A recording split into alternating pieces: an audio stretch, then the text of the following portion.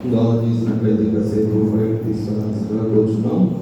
నేడు వాక్య సందేశం ఇష్టగాను శ్రీమతి కె బాబోజేస్ గారు ఏర్పాటు చేయబడి ఉన్నారు. వారిని ఆహ్వానిస్తున్నాం.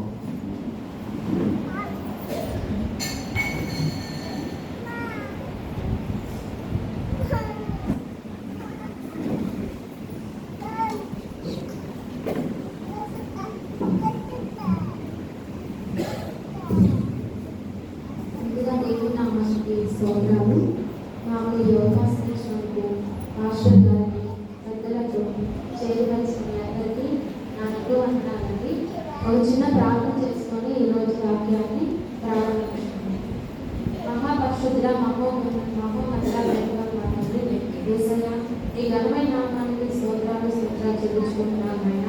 ఇదిగో తండ్రి, మమ్మల్ని ఇంతవరకు నాయన సజీవ లెక్కలో వచ్చినందుకు వందనాలు ప్రభావ. ఎక్కడ ఇద్దరు ముగ్గురు కూడి నా నామాన్ని స్తుతిస్తారు అని చెప్పావు నాయన, అక్కడ నేను ఉంటాను సర్వించలేదా. ఇదిగో ప్రభా, మా మధ్యలో మీరు ఉండమని అడుగుతున్నాను ప్రభా. నేను నీ వాక్యాన్ని ధ్యానించుకుంటున్నా నాయన, నా నోటిని ప్రభా నీ దూరంగా వాడుకోమని అడుగుతున్నాను తండ్రి. నా సొంత మాటలు కాకుండా ప్రభా ఈ ఆత్మ ద్వారా నన్ను మాట్లాడించమని అడుగుతున్నాను ప్రభా. చేయవలసిన ప్రతి ఒక్కరిని దీవించండి. ప్రతి ఒక్కరికి వాక్యాలు విని అర్థం చేసుకునే మనసు దయచేయమని, మీరే తోడై ఉండమని యేసయ్య అతి పరిశుద్ధ నామములో అడిగి వేడుకుంటున్నాం తండ్రి. ఈరోజు ఇవ్వబడిన వాక్యాన్ని ఒకసారి చదువుతున్నాము. ఫిలిప్పీ పత్రిక 2వ అధ్యాయం 5వ వచనం నుండి 11వ వచనం వరకు. క్రీస్తు యేసును కలిగిన ఈ మనసును మీరును కలిగి ఉండుడి. ఆయన దేవుని స్వరూపము గలవాడై ఉండి దేవునితో సమానముగా ఉండుట విడిచిపెట్టకూడని భాగ్యమని ఎంచుకోలేదు కానీ, మనుషుల పోలికగా పుట్టి దాసుని స్వరూపమును ధరించుకొని తన్ను తానే వ్యక్తునిగా చేసుకున్నాడు. మరియు ఆయన ఆకారమందు మనుష్యుడిగా కనబడి మరణము పొందినంతగా, అనగా శిలువ మరణము పొందినంతగా విధేయత చూపిన వాడై తను తాను తగ్గించుకున్నాడు. అందుచేతను పరలోకమందున్న వారిలో కానీ, భూమి మీద ఉన్న వారిలో కానీ, భూమి క్రింద ఉన్న వారిలో కానీ ప్రతి వాని మోకాలు యేసు నామమున వంగునట్లు, ప్రతి వాని నాలుకయు తండ్రి అయిన దేవుని మహిమార్థమై యేసు క్రీస్తు ప్రభువుని ఒప్పుకొనున్నట్లు దేవుడు ఆయనను అధికంగా హెచ్చించి ప్రతి నామమునకు పైనామమును ఆయనకు అనుగ్రహించింది. మనము ఇప్పుడు చదువుకున్న వాక్య భాగము పౌలు గారు ఫిలిప్పీ సంఘానికి రాసిన ఒక లేఖ. ఫిలిప్పీ సంఘానికి పౌలు గారు ఈ లేఖ రాయడంలో ఒక ప్రత్యేకమైన ఉద్దేశం ఉంది. మరి ఫిలిప్పీ సంఘం అంతా బాగుంది. సంఘంలో అన్ని కార్యక్రమాలు చాలా బాగా జరుగుతున్నాయి. ఫిలిప్పీలో ఉన్న సంఘము పౌలు గారి యొక్క సువార్తకు చాలా సహకారులుగా ఉన్నారు. కేవలం సువార్త విషయంలోనే కాకుండా పౌలు గారి యొక్క వ్యక్తిగత అవసరాలను తీర్చడంలో కూడా ఫిలిప్పీ సంఘం చాలా ముందుంది. అలాగే లూదియా ద్వారా ఏర్పడిన సంఘమే ఈ ఫిలిప్పీ సంఘం. పౌలు గారి యొక్క 2వ ప్రయాణంలో లూదియా ద్వారా ఈ సంఘం ఏర్పాటు చేయడం జరిగింది. ఈ సంఘం మరి చాలా బాగా ఎదుగుతూ చాలా బాగా అభివృద్ధి సాధించింది. ఇంత గొప్పదైన ఈ సంఘంలో కొన్ని విభేదాలు ఏర్పడ్డాయి. ఆ సంఘంలో ఐక్యత అనేది దెబ్బతినడం జరిగింది. ఎక్కడో చిన్న మనస్పర్ధలు ఆ సంఘంలో రావడం జరిగింది. ఈ విషయాన్ని పౌలు గారు మనసులో పెట్టుకొని 1వ అధ్యాయంలో కానీ 2వ అధ్యాయంలో కానీ పదే ఒకే విషయాన్ని రాయడం మనం చూస్తూ ఉంటాం. అదేంటంటే, మీరందరూ ఏక మనసును కలిగి ఉండండి అని చెప్తున్నాడు. అందుకే 2వ అధ్యాయం 5వ వచనంలో ఏమంటున్నాడంటే, క్రీస్తు యేసునకు కలిగిన మనసును మీరును కలిగి ఉండండి అని చెప్తున్నాడు. ఈ మాట పౌలు గారు ఫిలిప్పీ సంఘానికి చెప్పడం జరిగింది. సంఘం గురించి మనం మాట్లాడుకునే ముందు 2 ఉదాహరణలు చూద్దాం. ఒక పొలాన్ని చూసినట్లయితే ఆ పొలం బాగా కావాలి,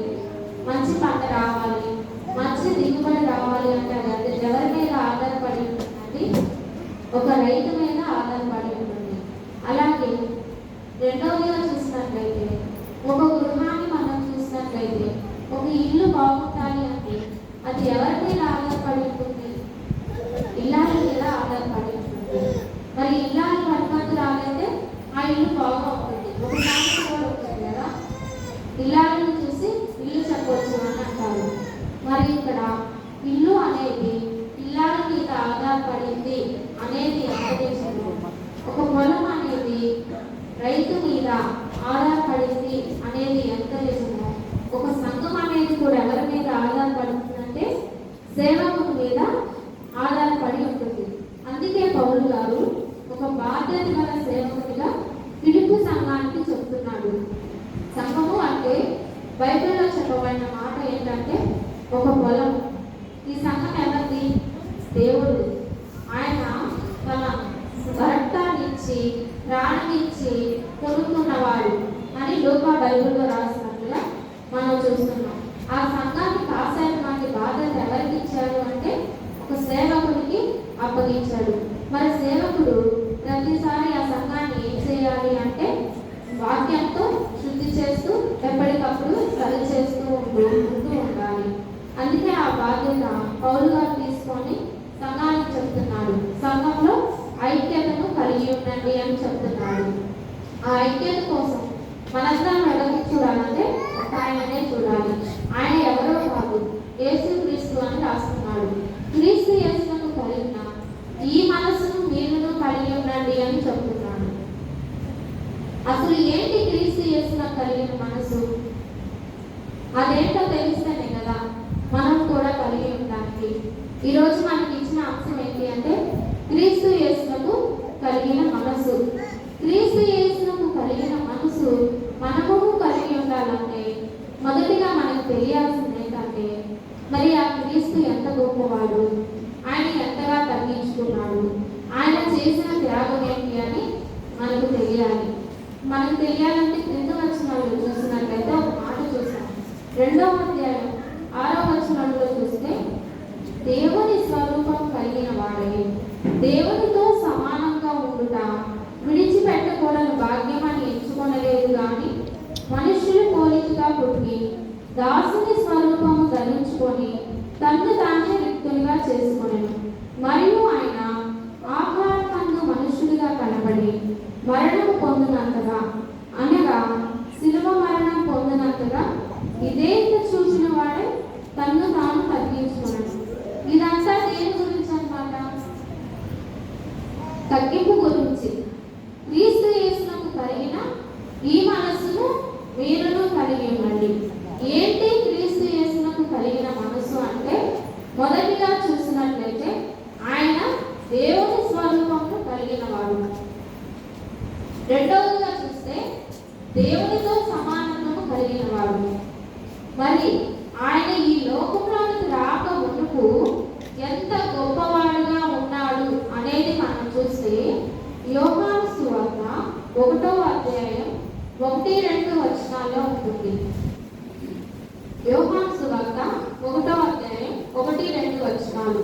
ఆదియందు వాక్యము ఉండెను, వాక్యము దేవుని యొద్ద ఉండెను, వాక్యము దేవుడై ఉండెను, ఆయన ఆదియందు దేవుని యొద్ద ఉండెను, సమస్తము ఆయన మూలముగా కలిగెను, కలిగి ఉన్నదేదియు ఆయన లేకుండా కలగలేదు. ఆ మాట చూడండి, కలిగి ఉన్నదేదియు ఆయన లేకుండా కలగలేదు. అది యేసే లేకుండా కలిగి ఉన్నదేదియు కలగలేదు అంటారు. అంటే సమస్తానికి మూలం ఎవరు అంటే యేసయ్య. మరి ఈ రోజు ఆయన చేసిందే కదా ఈ సృష్టి అంతా. ఆయన లేకపోతే సూర్య చంద్ర నక్షత్రాలు లేవు. ఆయన లేకపోతే ఈ రోజు మనం ఉన్నటువంటి ఈ భూమి లేదు. ఆయన లేకపోతే ఈ జీవరాశి లేదు. ఆయన లేకపోతే నిత్యం మనం అనుభవించినటువంటి ఏమీ లేవు. అందుకే ఆయన లేకపోతే ఏమీ లేవు. కాబట్టి ఈ సృష్టిలో ప్రతి అణువు కలగడానికి కారణం ఎవరు అంటే యేసుక్రీస్తు ప్రభువు. మరి అయితే అంత గొప్పవాడైనటువంటి ఆయన ఈ భూమి మీదకి ఎందుకు వచ్చాడు, ఎలా వచ్చాడు అని మనం చూసినట్లయితే అసలు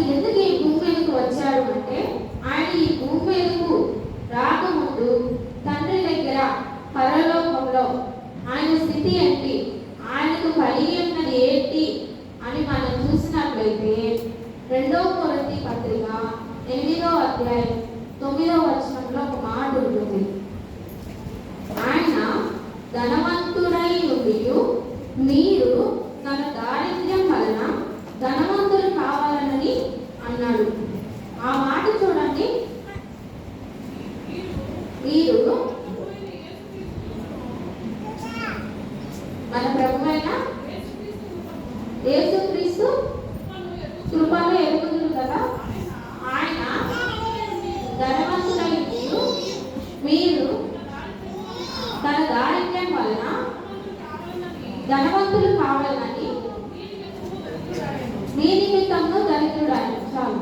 మరి ఇక్కడ ఈ మాట ఏముందంటే, ఆయన ధనవంతుడై మీరు తన దారిద్ర్యం వలన ధనవంతులు కావాలని అంటున్నాడు. ఆయన ధనవంతుడై దరిద్రుడిగా వచ్చానని అంటున్నాడు.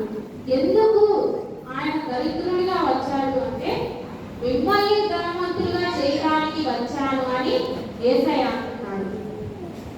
అంటే యేసయ్యకు కలిగిన మనస్సు ఏంటి అంటే, మనల్ని అంటే ఎదుటి వారిని ధనవంతులుగా చేయడానికి ఆయన ఏమవుతున్నాడు అంటే దరిద్రుడిగా మారుతున్నాడు. అందుకే పౌలు గారు ఈ మాట రాస్తున్నారు, క్రీస్తు యేసునకు కలిగిన ఈ మనసును మీరును కలిగి ఉండండి అంటున్నాడు. అంటే ఎదుటి వారికి మేలు చేయడం కోసం మనము కీడు అనుభవించినా పర్లేదు, ఎదుటి వారికి మంచి చేయడం కోసం అవసరమైతే మనం నష్టపోయినా పర్లేదు, ఎదుటి వారిని రక్షించడం కోసం అవసరమైతే మనం శిక్షించబడినా పర్లేదు. అలా అనుకునే మనస్సు ఏదైతే ఉందో ఆ మనసు ఏంటంటే క్రీస్తు యేసునకు కలిగిన మనస్సు. ఆయన దేవుని స్వరూపం కలిగి దేవునితో సమానంగా ఉన్నవాడు కదా. ఈ సృష్టి అంతటికి ఆయనే మూలంగా ఉండి ధనవంతుడై ఉండి మహిమతో ఉండి, అసలు మహిమతో ఉండటం అంటే ఏంటి? జనన మరణాలు లేకుండా ఉండటం కదా మహిమతో ఉండటం అంటే. మరి ఆయన ఇన్ని వదిలిపెట్టుకొని ఎందుకు మన కోసం వచ్చాడు అనేది మనకు అర్థం కావాలి. ఆ మనసు మనం కలిగి ఉండాలని పౌలు గారు చెప్తున్నాడు. మరి మన కోసం ఆయన యొక్క మహిమను వదిలిపెట్టుకున్నాడు, ఆయన యొక్క ధనాన్ని వదిలిపెట్టుకున్నాడు, ఆయన తండ్రితో సమానత్వాన్ని వదిలిపెట్టుకొని ఈ లోకానికి ఒక దరిద్రుడిగా వచ్చాడు. ఎందుకు వచ్చాడు అన్నదే మనకు అర్థం కావాల్సిన విషయం. ఆయన ఏమి వదిలిపెట్టుకున్నాడని మనం తెలుసుకోవాలి. మరి ఇన్ని ఆయన వదిలిపెట్టుకున్నాడు కానీ మనము ఆయన కోసం ఏమైనా వదిలిపెట్టుకుంటున్నామా?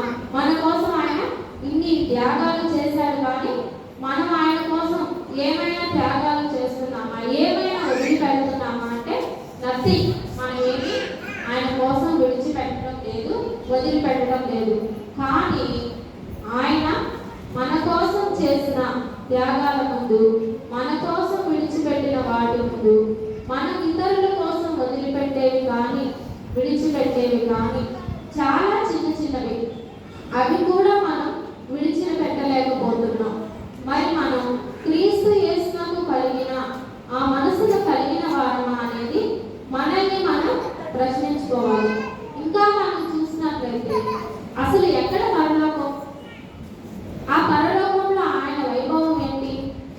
అంత గొప్పదైనటువంటి ఆ పరలోకపు స్థితిని అంతా వదిలిపెట్టి ఈ భూమి మీదకి రావడానికి ఆయన సిద్ధమయ్యాడు. ఇంతకు ఎలా వచ్చాడు అన్న విషయాన్ని చూస్తుంటే అసలు పరలోకాన్ని వదిలిపెట్టుకొని ఈ లోకానికి రావడమే పెద్ద వండర్ కదా. అంటే పరలోకంలో ఆయన స్థితి ఎలా ఉంది అని మనం చూసినట్లయితే ఆయన ఎందుకు పరలోకం ముందు ఈ లోకం ఎందుకు పనికి వచ్చింది చెప్పండి? ఈ లోకంలో ఎక్కడికి వచ్చాడు అని మనం చూసినట్లయితే మధ్య ఆసియాకి ఆయన వచ్చాడు. మధ్య ఆసియాలోని ఎంచుకున్న గ్రామం మనం చూసుకున్నట్లయితే ఇస్రాయేలు అనే ఒక చిన్ని పాలస్తీనా అనే ఒక దేశం. ఆ దేశంలో ఎంచుకున్న గ్రామం చూసినట్లయితే ఒక చిన్ని బెత్లెహేము.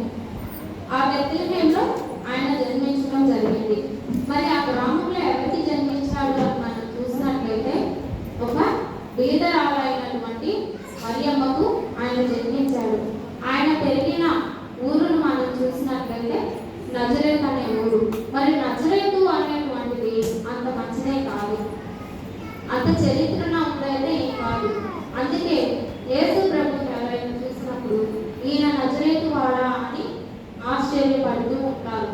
మరి ఆయన ఇంతగా తగ్గించుకొని ఈ లోకానికి ఎందుకు వచ్చాడు అంటే కేవలం అది మన కోసమే, మనం చేసిన పాపాల కోసం, ఆ పాపాలను తన యొక్క శిలువ ద్వారా కొట్టివేయటానికి ఆయన ఈ లోకానికి వచ్చాడు. ఇంకా మనం చూసినట్లయితే ఆయన చాలా చాలా తగ్గించుకొని ఈ లోకానికి వచ్చాడు. అది కూడా మనకి క్రింది వచనాలలో అర్థమవుతుంది. ఆయన మనుషుల పోలికగా పుట్టి అంటారు. ఆ వర్డ్ చూడండి, ఆయన ఆత్మగా ఉన్నవాడు కదా, ఆయన మనుషుల పోలికగా పుట్టాడు అంటున్నాడు. మరి మనుషుల పోలికలో కూడా ఎంతగా తగ్గించుకున్నాడు అంటే లీస్ట్ గా ఏదైనా ఉంది అంటే అది దాసుని స్వరూపంలో ఆయన జన్మించాడు. దాసుడు అంటే ఏంటంటే బానిస అనర్థం. ఒక బానిసకి తన యజమాని ఏది చెప్తే అది చేయటమే కానీ తనకంటూ తాను స్వంతగా నిర్ణయాలు తీసుకొని నేను ఇది చేస్తాను అంటే కుదరదు. మరి అంతగా తగ్గించుకొని ఆయన ఈ లోకానికి వచ్చాడు. అందుకని యేసయ్య ఒక మాట అంటున్నాడు, నేను నా ఇష్టాన్ని నెరవేర్చుకోవడానికి ఈ భూమి మీదకి రాలేదు, తండ్రి యొక్క చిత్తాన్ని నెరవేర్చుకోవడానికి నేను ఈ లోకానికి వచ్చాను అంటున్నాడు. ఇంకా ఎలా వచ్చాడంటే ఆయన తన్ను తాను రిక్తునిగా చేసుకొని వచ్చాను అంటున్నాడు. ఇక్కడ రిక్తునిగా చేసుకోవటము అంటే ఏంటంటే తన్ను తానే తన ఇష్టంగా తన స్వయంగా వదులుకోవడం. రిక్తునిగా చేసుకోవడం అంటే వట్టి చేతులు ఖాళీ చేతులు, ఇది ఏమీ లేదు, తన మహిమలన్నీ కూడా ఆయన వదిలేశాడు. అందుకే యేసయ్య ఏమంటున్నాడంటే నేను ఆకాశ పక్షులకు గూళ్ళు చూపించాను, నక్కలకు గొర్రెలు చూపించాను, కానీ నేను తలవాల్చుకోవడానికి ఒక చిన్న స్థలాన్ని కూడా ఏర్పరచుకోలేదు అంటున్నాడు. మరి ఆయన అంతగా తగ్గించుకున్నాడు. అంత గొప్ప పొజిషన్లో ఉన్న ఆయన ఎందుకు ఇంతగా తగ్గించుకున్నాడంటే మన కోసమే, మన కోసం ఆయన చేసిన త్యాగం అది. మరి ఈరోజు మనము ఆయన చేసిన త్యాగాలను ప్రతిరోజు వింటూనే ఉంటాము, నేర్చుకుంటూనే ఉంటాము. మరి మనలో ఉన్న ఆయనకున్న మనసు ప్రతిరోజు మనము పాటలు పాడతాం, వాక్యం చదువుతాం, ప్రార్థిస్తూనే ఉంటాము. మన పాటల్లో ఆయనే ఉంటాడు, మన మాటల్లో ఆయనే ఉంటాడు, మన ప్రార్థనలో ఆయనే ఉంటాడు, మన నడవడిలో కూడా ఆయనే ఉంటాడు. ప్రతి క్షణం మనం ఎవరి గురించి స్మరిస్తూ ఉంటామంటే ప్రభువుని, యేసుక్రీస్తు ప్రభువుని స్మరించుకుంటూ ఉంటాం. కానీ ఏది మనలో ఉందా ఆయనకున్న తగ్గింపు, మనలో ఉందా ఆయనకున్న మనసు, ఆ మనసే మనలో ఉంటే ఒక సంఘంలో కానీ ఒక కుటుంబంలో కానీ విభేదాలు అనేవి ఎందుకు వస్తాయి? అందుకే ఆ రోజు పౌలు గారు ఒక బాధ్యత గల సేవకుడిగా ఫిలిప్పీ సంఘానికి చెప్తున్నారు, మీరందరూ యూనిటీని కలిగి ఉండండి, ఐక్యతను కలిగి ఉండండి, క్రీస్తు యేసునకు కలిగిన మనస్సును మీరు కలిగి ఉండండి అంటున్నాడు. ఇక్కడ తగ్గింపు అనే మాట రాగానే మనకి గుర్తు రావాల్సిన మనిషి, గుర్తు రావాల్సిన వారు ఎవరైనా ఉన్నారా అంటే యేసుక్రీస్తు ప్రభువునే మనం గుర్తు చేసుకోవాలి. ఎందుకంటే ఆయన తగ్గించుకున్నంత విధంగా ఈ ప్రపంచంలో కానీ ఈ భూమి మీద కానీ అసలు ఎక్కడైనా కానీ తగ్గించుకున్న వారు ఎవరు మనకు కనపడరు. మరి యేసయ్య ఎంతగా తగ్గించుకున్నాడు అంటే ఆయన యొక్క శిష్యుల పాదాలను ఆయనే స్వయంగా నీటితో కడిగి ఒక తువాలుతో తుడిచినట్లుగా మనం చూస్తున్నాం. ఏంటి సృష్టికర్త అయిన దేవుడు అంతగా తగ్గించుకొని తన శిష్యుల పాదాలను కడగడం, మరి ఆయన కడగటమే కాకుండా ఆయన శిష్యులకు కూడా అది నేర్పిస్తున్నట్లుగా చూస్తున్నాము. ఆయన మాటతో చెప్పట్లేదు, చేసి తన శిష్యులకు ఒక మాదిరిగా చూపిస్తున్నాడు.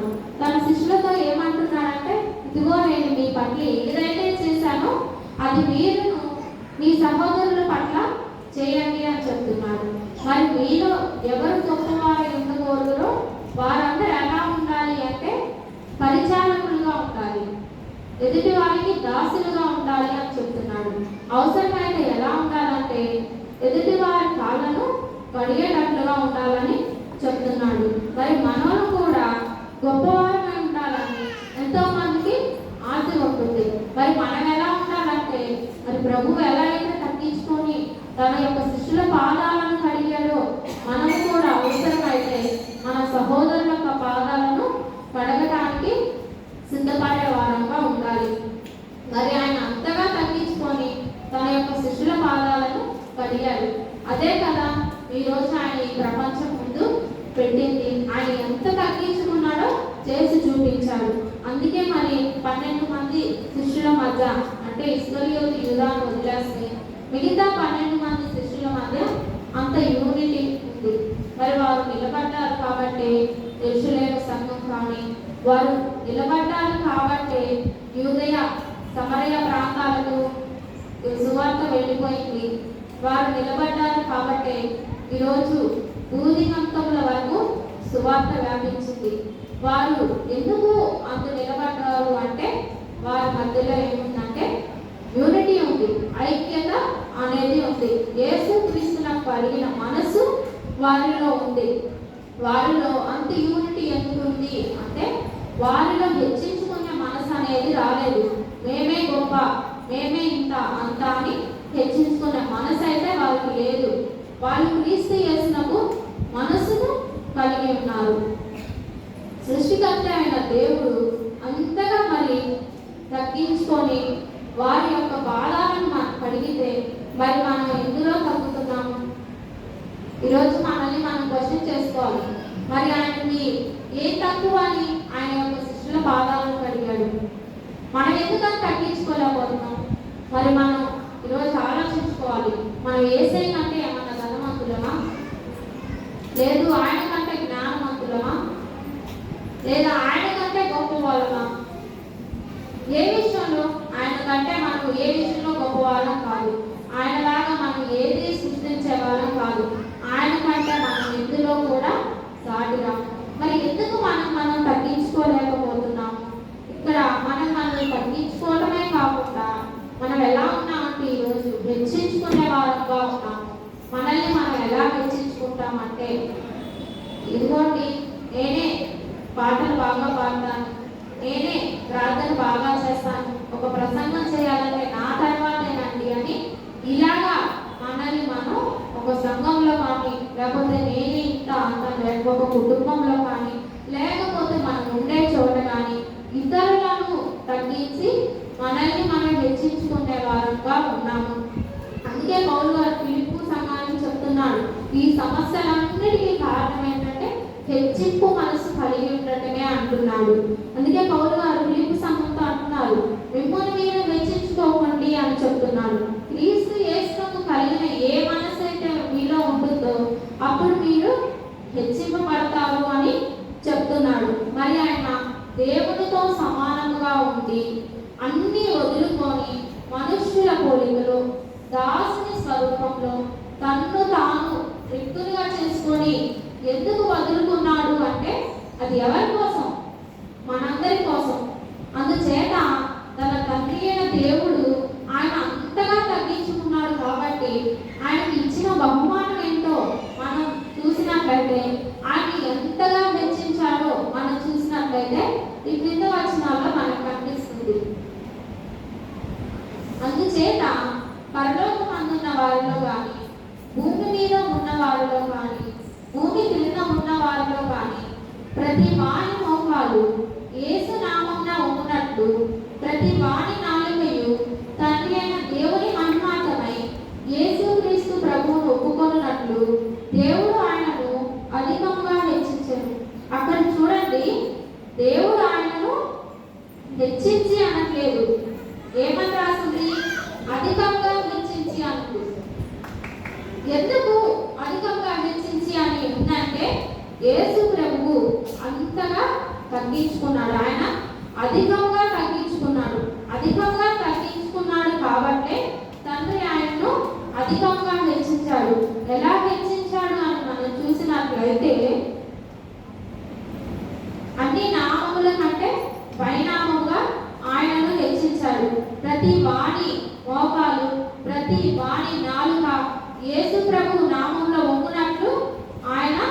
హెచ్చించినట్లుగా మనం చూస్తున్నాము. కాబట్టి ఇక్కడ మనం తెలుసుకోవాల్సిన విషయం ఏంటి అంటే, మనం ఎంతగా తగ్గితే దేవుడు అంతగా మనల్ని హెచ్చిస్తాడు అని మనం తెలుసుకోవాలి.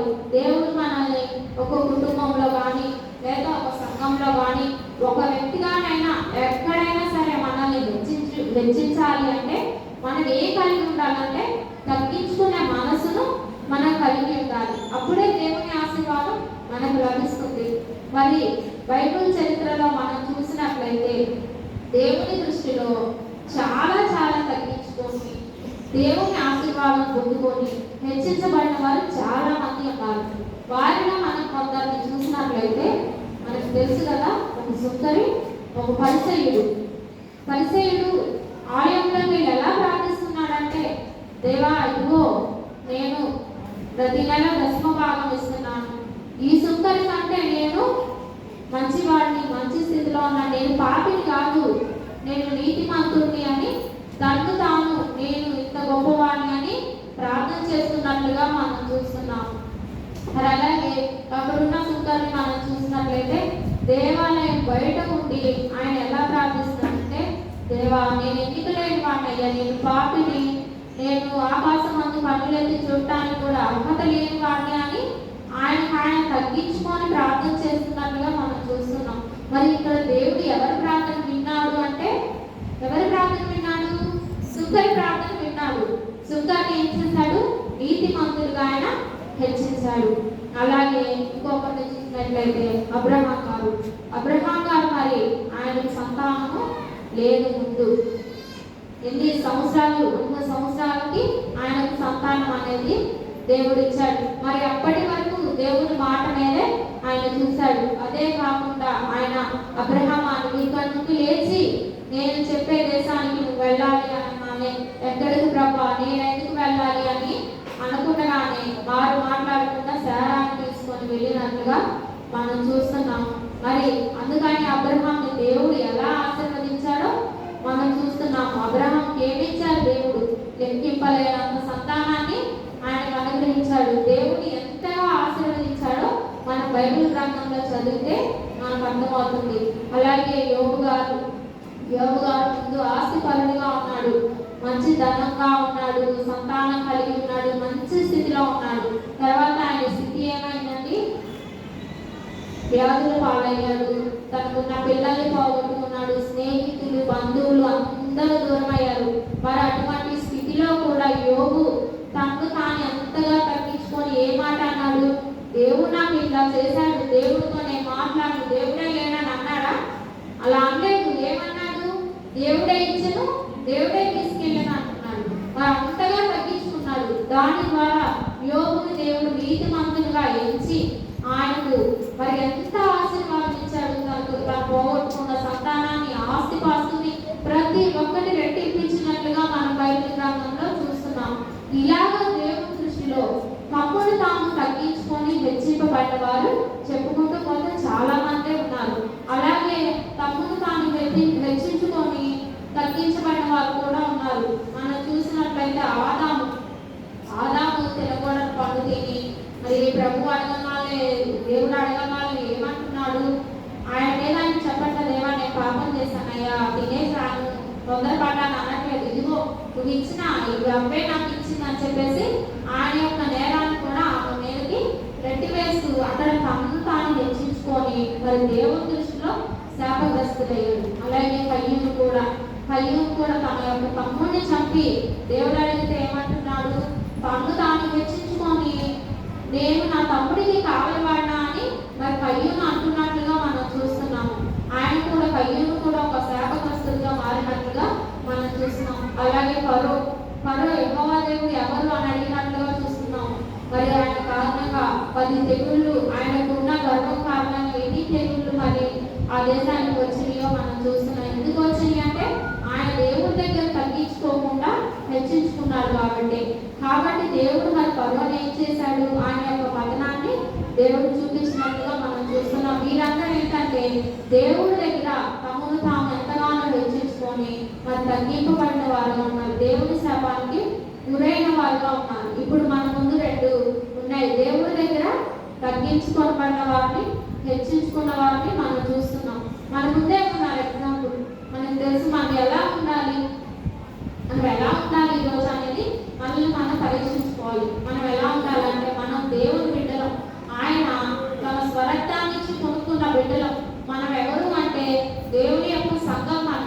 దేవుని యొక్క సంఘం ఏంటంటే బైబిల్లో చెప్పబడిన మాట క్రీస్తు యొక్క శరీరం అని రాయబడి ఉంది. మరి క్రీస్తు యొక్క శరీరం అయినటువంటి మనం ఎలా ఉండాలి? ఒకరినొకరు హెచ్చించుకునే వాళ్ళ ఉండాలా? ఒక అవయవాన్ని చూసి ఒక అవయవం హెచ్చించుకుంటుందా? దేనికది దానిదే. మరి ఎవరి ఆశీర్వాదం వాళ్ళదే. అలాగని మనకి ఇదొచ్చు అదొచ్చు అని మనల్ని మనం హెచ్చించుకునే వాళ్ళంగా ఉండకూడదు. మనం ఎలా ఉండాలంటే క్రీస్తు వాళ్ళే ఎదుటి వాళ్ళకి మేలు చేసే వాళ్ళంగా ఉండాలి. ఒకరి పట్ల ఒకరు ప్రేమ కలిగి ఉండాలి. ఎప్పుడు చూసినా మనం ఎలా ఉండాలంటే మన సహోదరులు, మన తోటి వాళ్ళు ఏ కష్టాల్లో ఉన్నారా, మనం ఏ సహాయం చేద్దామా అని వారి గురించి ఆలోచించే వాళ్ళంగా ఉండాలి.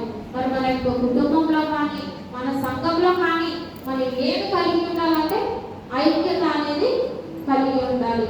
మరి ఈరోజు క్రిస్టియన్స్కి అంటే క్రైస్తవులకి వస్తున్న శ్రమలను బట్టి మన న్యూస్ ఛానల్స్ లో చూస్తూనే ఉన్నాము. అవన్నీ మనం చూస్తూనే మనం ఏం కలిగి ఉండాలి అంటే మనము ఐక్యత అనేది కలిగి ఉన్నప్పుడే మనకు వచ్చే శ్రమలన్నిటినీ మనం ఎదుర్కోగలుగుతాం. మరి అలా ఆలోచించే మనసు, తోటి వారి మేలుకి, తోటి వారితో ప్రేమగా ఉండే మనసు ఏదైతే మనం కలిగి ఉంటామో ఆ మనసుని మనము దేవుని మనసుగా చూడాలి. ఆ మనసు ఎవరైతే కలిగి ఉంటారో ఆ మనసును కలిగి ఉండటమే దేవునికి కలిగిన మనసు. అదే క్రీస్తు యేసునకు కలిగిన ఈ మనసు. ఇదేనండి ఈరోజు వాక్యము. ఇంతటితో ముగించుకున్నాము. ఒక చిన్న సాక్ష్యాన్ని నేను చెప్పుకుందాం అనుకుంటున్నాను. మరి నేను అందరికీ తెలుసు, నా పేరు తెలుసు, మేము చిన్నప్పటి నుంచి ఎక్కడ ఉన్నాం తెలుసు, నాకు మ్యారేజ్ ఎప్పుడైనా తెలుసు. నాకు మ్యారేజ్ అయిన 5 years వరకు సంతానం అనేది లేదు. మరి నేను హాస్పిటల్లో చూపించుకున్నప్పుడు, నాకు ఫస్ట్ టైం చూపించుకున్నప్పుడు PCOD ప్రాబ్లం ఉందన్నారు. అప్పుడు మెడిసిన్ యూజ్ చేయాల్సిన అవసరం లేదు, వాళ్ళే ఉంటారని చెప్పారు, అంతగా అవసరం లేదన్నారు. తర్వాత ఇంకా 1 year చూసాను. చూసిన తర్వాత ఏం రిజల్ట్ ఏం లేదు. మళ్ళీ నేను చూపించుకున్నప్పుడు స్కాన్ తీసే డాక్టర్ కానీ ఏమన్నారంటే నీకు PCOD 2 ovaries-లో 100% ఉంది, నీకు పిల్లలు పుట్టడం కష్టం అని చెప్పారు. మరి నేను ఎంతగానో బాధపడ్డాను. అక్కడి నుంచి వచ్చాను. ఏంటి ప్రభావ ఇలాగా అనుకున్నాను. నేను కన్సీవ్ అవుతానని అనుకోలేదు. ఇంకా తిరగాలి ఎన్నోసార్లు తిరిగితే కానీ నేను మరి కన్సీవ్ అవుతాను అనుకోలేదు. అక్కడ నుంచి 1 month-కే నేను కన్సీవ్ అయ్యాను. అది దేవుడు నా జీవితంలో చేసిన గొప్ప మేలండి. అందుకని నేను ఈ సాక్ష్యాన్ని చెప్పుకోవాలనుకుంటున్నాను. అలాగే ఈరోజు ఇక్కడ నేను నిలబడి వాక్యం చెప్తున్నానంటే అది కూడా దేవుడి కృపే. మరి నేను ఇక్కడికి ఇవాళ వస్తాను అనుకోలేదు.